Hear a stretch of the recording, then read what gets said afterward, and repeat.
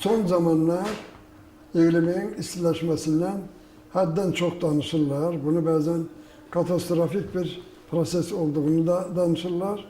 Ama artık müeyyen olup ki tek 4. dövrde 1 milyon ilde deyək, iklimde tereddütler o kadar büyük olup ki. Mesela demek olar ki bütün Şimali Avrupa, Orta Avrupa düzenlikleri de dahil olmakla hatta Şərqi Avropa, Kiev'den de bir xeyli cənuba qədər qalın buz qatı altında olubdu. Buzlaşma dövrü. Deməli, nəinki onu Rus, Avropa alimləri o cümlədən bizim Azərbaycan alimlərindən də Moskvada, Leningradda, Sankt-Peterburg'da deyək. Aspiranturada olanları coğrafya, geologiya fakültelerinde xüsusilə 4. dövrlə məşğul olanlar bu məsələlərlə məşğul olublar. Hətta bizim tələbələrimiz həmişə yayda təcrübəyə gedəndə tədris təcrübəsinə. Deməli, Avropanın hissəri daxilində qalan hissəsində o qədim buzlaqların da relyef formalarını öyrənirdilər. Yəni bu cür dəhşətli, deyək də insan üçün heç əl verməyən iklim tərəddüdləri olubdur. O zaman mesela Azərbaycanda meşənin indiki asıl iklim sərhəddi 2500-2800 metrdir. Doğruda hündürlükdə meşə yoxdur. Ona görə ki, bu neçə min ildə bizim elə o yaylağa koyun, mal çıxardan çobanlarımız onu bir neçə min ildə artıq 600-700 metreden de çok aşağı salıbdır. Ama oralardaki bu hadisə olmuyor, elə deyilmi? Meşələrin sərhəddi hatta 1200-1500 metre kadar, 1200 metre kadar yani bu soyuqlaşma dövrü. Yani o arada da böyük istilaşma dövrləri də olub. Bu deməli ümumiyyətlə iklimin global tərəddüdləri ilə bağlıdır. Son zamanlar o müəyyən ekstremal, yani orta həddən çox kənara çıxan, orta hüduddan çox kənara çıxan iklim tərəddüdləri də, iklim hadisələri də baş verir. Mesela, ümumiyyətlə tornadonun çox illik təkrarlanması, Şimali Amerika'da xüsusilə Amerika Birləşmiş Ştatları ərazisində 5 ildə 5 tornado bu normaydı. Ama tek elə keçən illərdə 7-ci ildə, 8-ci ildə hər il 35-40'ı ötüb. Elə bilin ki, Amerikanı alt üst eləyib bu tornado. O cümleden məlumdur ki, okeanlarda bu fırtınalı hareketler vesaire, bazen bu kuruda tornado baş verdiği kimi okeanda da ne diyeyim, o suyu çok yukarı kaldıran hortum formalı hava cereyanları olur. Hala orta əsrlərdə, belki ondan da xeyli evvel bu deniz səyyahları bunu görmüş ve onu çok acayip bir hadise kimi təsvirini de vermişler. Yani bu şeyler tekrar olunur. Yani bu adi tabii proseslerdir. Bazen bunlar çok şiddetlenir, bazen ise çok az tekrar olur. Lakin indi insanın faaliyeti de ki bu meseleye karışıktır. Həddən artıq meşələrin mesela kırılıp yandırılması. Siz bircə onu təsəvvür edin ki, son bir ildə görün Amerika'da, Şimali Amerika'da, Aralıq dəniz ölkələrdə, elə qonşuluğumuz, qardaşımız Türklərin ərazisində, hatta Sibir'də, heç adamın ağlına gelmez ki Sibir'də o meşələr yanar ve onu söndürmək də çok çətin başa gelir. Ondan sonrasına Çin'de ve birçok ülkelerde görün ne kadar 1000 hektarlarla, 10.000 hektarlarla meşe yanır ve onu söndürmek muasir teknikanın elinde de çok çetin başa gelir. Şimdi görün, təsəvvür edin ki, tam 1000 yıl bundan evvel, 2000, 3000, 5000 yıl bundan evvel bir yerde meşe yangını düşende onu yalnız yağış, neysen yağıpsa söndürüp, yoksa mesela o meşe 100 kvadrat kilometrelerle arazide yanıp mahvolurdu. Xüsusilə son 100 ildə sanayinin bütün dünyada inkişafı, kömür, neft yandırılması, havaya karbon gazının bırakılması, bunlarla əlavə tozların vesaire dahil olması ne kadar onun deməli tərkibində müəyyən dəyişiklik əmələ gətirir. Və bu da o günəş fəaliyyəti ilə əlaqədar olaraq iqlimin istiləşməsini biraz, nə cür deyim, artırır.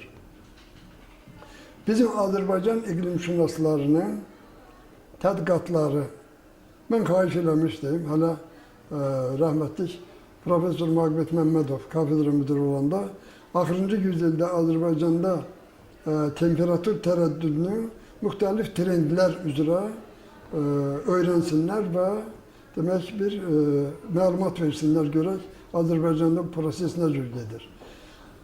Müxtəlif trendlərlə, yəni tutalım hər 25 ildə iqlim nə cür, temperatur nə cür dəyişir, hər 30 ildə nə cür dəyişir və s.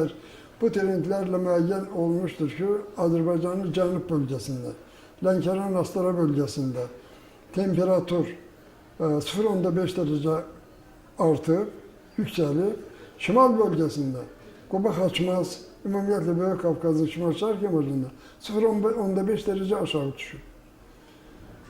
Bütün dünya, xüsusilə Avropa və Amerika alimləri iqlimin istiləşməsi barədə və getdikcə demək, təbii şəraitin korlanması barədə təbil çalırlar. Amma Rus alimləri bunun əksinə və çox görkəmli alimlərdən birisi, o cümlədən bizim coğrafların yaxşı tanıdığı bəzi alimlər, iqlimin artıq istiləşmə dövrünün keçməsini və soyuqlaşma, yeni soyuqlaşma dövrünün başlanmağını, nə cür deyim, irəli sürürlər, o barədə danışırlar və bu fikirlərin üzərində çox möhkəm dayanırlar. Yəqin bu gələcək yaxın 2-3 ilin içərisində bütün dünya üzrə aparılan çox dəqiq ölçmələr bu məsələyə bir işıq gətirəcək. Doğrudan da istiləşmə, nə cür deyim, təmayülünün və yaxud da soyuqlaşma təmayülünün artması məsələsi aydınlaşacaqdır. Bu olduqca problem məsələlərdən birisidir. Siz təsəvvür edin, məsələn, iqlimin istiləşməsi nəyə gətirə bilər? Buzlaqların əriməsinə. Doğrudur, məsələn, Şimali Amerika, Kanada, Arktika arxipelagında, Qrinlandiyanın ətrafında, ona yaxın adalarda hələ bir neçə il bundan qabaq artıq 72 mil kvadrat kilometr sahədə buzlaqlar əriyib yox olmuşdu. Lakin o yerdə buzlaq əriyib yox olmuş ki, onun qalınlığı azdır, metrlərlə və yaxud da 10 metrlərlə ölçülür. Qalın buz örtüyü hələ yerində möhkəm dayanır. Ona görə ki, onların səthindən əks çoğalanma, albedo o qədər yüksəkdir ki, temperaturun az tərəddüdü demək onlara ciddi təsir göstərə bilmir. Bu bir. İkinci, təbii şəraitin korlanması tək iqlimin temperaturun tutalım 1 dərəcə, 2 dərəcə qalxıb düşməsindən qurtarmır. Əgər temperaturun istiləşməsi bir qədər də artarsa, artıq böyük buz örtüklər ərməyə başlayır. Və hətta belə güman edilir ki, dünya okeanının səviyyəsi 20 metr. Bəzi alimlərin fikrinə görə 30 metr qalxması gözlənilir. Amma ümumiyyətlə bütün buzlar ərisə, dünya okeanının səviyyəsi 60 metrdən artıq qalxmalıdır. Amma gərək Antarktidanın Qrinlandiya buzları tamamilə ərisin, yox olsun. Bu da ən azı 100 illərlə vaxt tələb eləməli bir prosesdir. Amma məsələ o yerdədir ki, bizə, Azərbaycana, Azərbaycanlılara dünya okeanının səviyyəsinin qalxmağı heç də əl vermir. Niyə? Azovla Xəzər arasında 16 metrlik astana var. Əgər dünya okeanının səviyyəsi, məsələn, 17 metr qalxarsa, 20 metr qalxarsa, deməli, yəqin ki, Qaradəniz sahillərini basacaq, Azov dənizi sahillərini basacaq, genişlənəcək və oradan Xəzərə axın əməli gələcək. İndi siz təsəvvür edin, bu saat Azərbaycanda Külaraz ovalığının deməli, sahəsi tamamilə o maili düzənlikləri bura qatmaq olmaz. Demək, 0 metrdən aşağıdır. Amma təsəvvür elə, 20 metr Dünya okyanus seviyesi kalsa Xəzər də 20 metr qalmalıdır. Çünki arasında axar əmələ gələcəkdir. Dediyim kimi Azovdan bu yana. Onda siz təsəvvür edin, deməli, bu dəniz suyu gedib Mingəçevir bəndinin hələ bir aşağı hissələrini də basmalıdır. Onda görün bizim başımıza nələr gəlir. Torpağımız ən azı 35%, minimum 35% azalır. Müxtəlif tədqiqat üsulları ilə, eyni zamanda Azərbaycanın başqa təbiət şünas alimlərinin tədqiqatları, öz tədqiqatlarının nəticəsində müəyyən olub ki, Azərbaycan ərazisinin deməli 50%-dən artığı, yəni bir Küraraz ovalığını və müəyyən Ceyran-Çöl acınavuru çıxmaq şərti ilə qalan ərazilər hamısı meşə altında olubdur. Küraraz ovalığında da kür boyu meşələr geniş bir enli zolaq şəklində belə Mingəçevirdən hara qədər, dənizə qədər uzanırdı. İndi o Azərbaycanın 50%-dən çoxunu əhatə edən meşələr, örtən meşələr rəsmi məlumata görə 11% və yaxud 9% deyilir. Heç bu da düzdür. Ona görə ki, meşələrin doğrudan da istər vertolyotla uçanda, göydə, sonra gedəndə çöldə baxıb görürsən, meşə konturunun daxilində 10 hektarlarla meşəsiz yerlər var, açıq talalar var. Yəni meşə qırılıb, amma ümumi baxanda, ümumi konturda bu sahə tamam meşə sahəsidir. Yəni bunları da nəzərə alanda Azərbaycan ərazisinin 9%-də də 9% də meşə ilə örtülüdür. Siz təsəvvür edin, meşə nədir? Meşə rütubətin, nə cür deyim, bir saxlayıcısıdır. Adətən yağış yağanda heç zaman meşədə sel olmur, torpaq eroziyası getmir. Ondan sonrasına ümumiyyətlə təbiətə ziyan vuran hadisələr çox az hallarda, yəni normanı dəfələrlə ötən leysan, məsələn, meşədə çay məcrasını dərinləşdirə bilər və yaxud da torpağı hardasa ağacın seyrək olduğu yerdə müəyyən ziyan vurar, eroziya prosesi. Lakin o meşaltı örtük o qədər qalın olur ki, əsl meşələrdə, enli yarpaqlı meşələrdə, hətta iğnə yarpaqlı meşələrdə. Yəni o yağış suları o meşaltı örtüklə axıb gedir və torpaq eroziyası əmələ gətirə bilmir. Lakin meşə qırılan yerdə daha yağış yağır, səthdə axar artır və beləliklə torpaq eroziyası baş verir. İstifadə olunan sahələrdə, əkin-biçin sahələrində güclü yağış mütləq torpaq eroziyası əmələ gətirəcəkdir. Müəyyən olunub ki, enli yarpaqlı meşələr yağışın 20-25%-nə qədər saxlayır. İğnə yarpaqlı meşə, əlbəttə sıx meşələrdən söhbət gedir. 40-45%-nə qədər saxlayır. Təsəvvür edin. Bəzi adamlara belə gəlir ki, nətər enli yarpaqlı meşələr iğnə yarpaqlılardan 2 dəfə az saxlayır. Ona görə ki, iğnə yarpaqlılarda təsəvvür edin, hər ağaçda milyonlarla damcı ilişəsi nöqtələr var. Amma enli yarpaqlılarda yarpaq islanıb sürüşkən hala düşəndən sonra onun damcını, yağışı saxlamaq imkanı, qabiliyyəti azalır. Yəni beləliklə meşə örtüyünün torpağın qorunmağında, suyun qorunmağında, qəşəng bulaqların əmələ gəlməsində rolu olduqca böyükdür. Bir də ki, indi urbanizasiya məsələsi. Təsəvvür edin, Azərbaycanda indi əhali 8 milyondan artıq, 9 milyona yaxınlaşırıq. Kəndlər nə qədər böyüdür, nə qədər yeni kəndlər salınıb, yaşayış məntəqələri salınıb, nə qədər ərazilərdə insanlar məskunlaşmağa və getdikcə məskunlaşma şəraiti o qədər də əlverişli olmayan tərəflərə, sahələrə insanın məskunlaşması artır. Bu bir. İkinci də ümumiyyətlə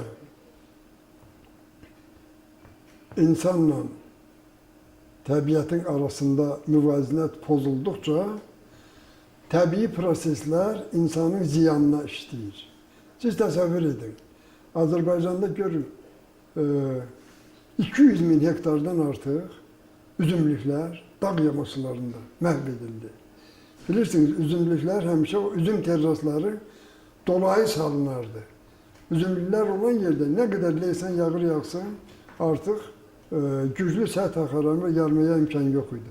Amma indi həmin sahələrdə bir möhkəm leysan olsa görəcəksən, torpağı, müəyyən erozyon şırımlar açdı və torpağın yuyulmasına gətirib çıxardı.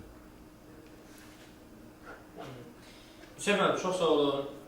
Təşəkkür edirik. Və sair şəhərlər salmaq üçün da buna da ehtiyac da yoxdur. Amma təbiət bunun hamısını təmin etmək iqtidarındadır Azərbaycan ərazisində. Çünki böyük, nə cür deyim, əhəng daşından ibarət olan böyük silsilə dağlarımız var. Dağ ətəyində də elə yerlərimiz var. Böyük, çox yüksək keyfiyyətli kərpiç almaq üçün gil mədənlərimiz var və s. və s.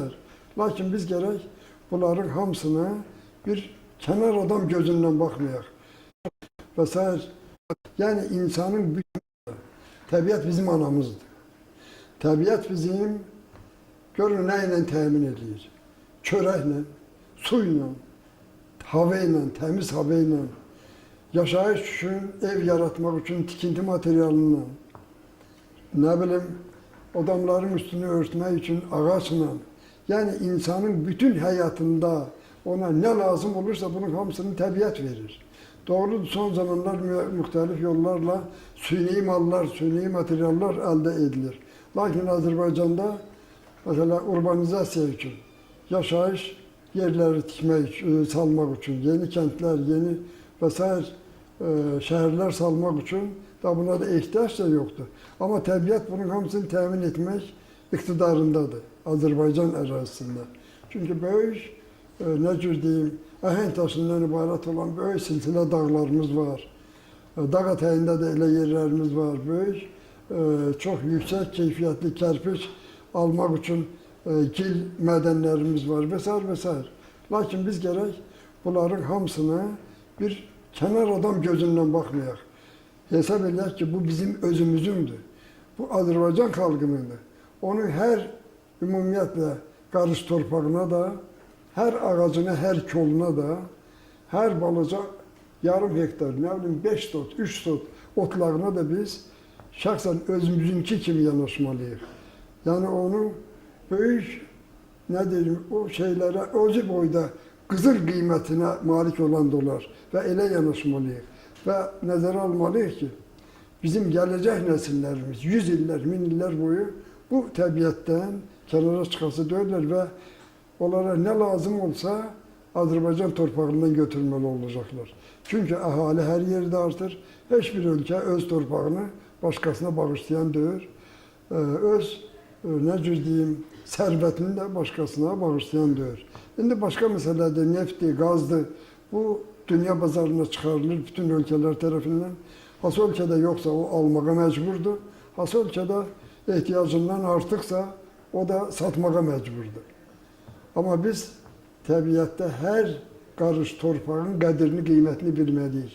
Əgər bilməsək, onda bilmək lazımdır ki, balalarımıza, nəvələrimizə, gələcək nəsillərimizə bugündən xəyanət edirik. Yoxsa çox böyük xəyanət edirik. Əvəzi olmayan xəyanət edirik. Xəyanət də yalnız düşmən eləyər. Onda bilək ki, biz balalarımıza, nəvə nəticələrimizə, Azərbaycanın gələcək nəsillərinə bir düşmən kimi yanaşırıq. Bunu hər kəs elə qiymətləndirməlidir.